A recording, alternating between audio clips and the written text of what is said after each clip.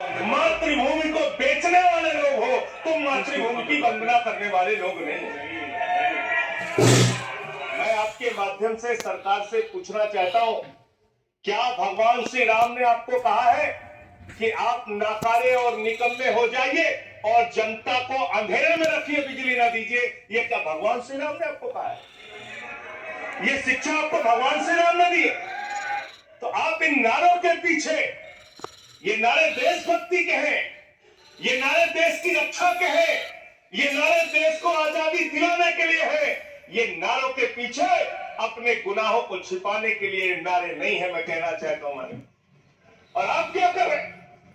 आप इन नारों के पीछे अपने गुनाहों और अपराध को छुपाना चाहते हैं। जब यहां पे लीडर ऑफ अपोजिशन बोल रहे थे, नो पॉइंट ऑफ ऑर्डर, खड़गे साहब, उनके मुंह से नो पॉइंट ऑफ ऑर्डर, दलित शब्द निकल गया, दलित शब्द निकल गया। पूरी की पूरी भारतीय जनता पार्टी हाउस में खड़े होकर विरोध करने लगी। दलितों से इतना चिढ़ है आपको? क्या दलित भारत माता के बच्चे नहीं? क्या पिछड़े भारत माता के बच्चे नहीं? क्या आदिवासी भारत माता के बच्चे नहीं? अगर दलितों, पिछड़ों, आदिवासियों की बात होगी तो आप विरोध करेंगे।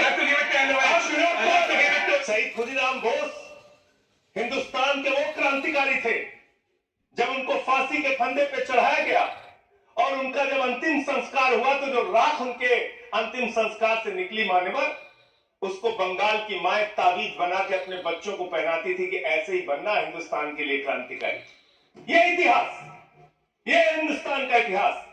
लेकिन मैं अपने माध्यम से सरकार से पूछना चाहता हूं, आपके पुरखे इस वक्त क्या कर रहे थे?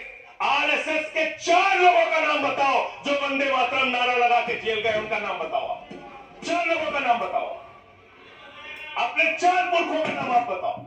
आप नहीं बता सकते क्योंकि आजादी के आंदोलन में आपका कोई इतिहास नहीं, आजादी के आंदोलन में आपका कोई इतिहास नहीं, यही आपकी कुंठा है। तो इसलिए कभी आप कहते हो सरदार वल्लभ भाई पटेल आपके हैं। अरे भैया, सरदार वल्लभ भाई पटेल ने आरएसएस के ऊपर बैन लगाया था, ये रिकॉर्डेड हिस्ट्री है।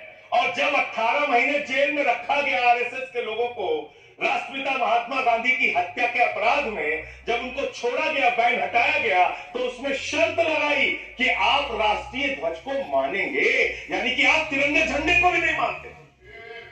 आपने 52 साल तक हिंदुस्तान का तिरंगा झंडा आरएसएस के मुख्यालय पे नहीं फहराया सर, नहीं फहराया। और 3 लोगों ने आरएसएस के मुख्यालय पर जब ये झंडा फहराया, उन तीनों के नाम मैं पढ़ रहा हूं, विजय, उन्मत, दिलीप, इन तीनों लोगों के खिलाफ आरएसएस ने एफआईआर दर्ज कराई। किस अपराध में? कि हमारे दफ्तर में तिरंगा क्यों फहरा दिया। और कितने साल तक मुकदमा लड़े? 13 साल तक मुकदमा लड़े। ये है आपकी असलियत। आप तिरंगे का विरोध करते हैं, भारत के राष्ट्रीय ध्वज का विरोध करते हैं। जो लोग तिरंगे और राष्ट्रीय ध्वज का विरोध कर सकते हैं, वो भारत माता के सच्चे सपूत नहीं है, वो नहीं है।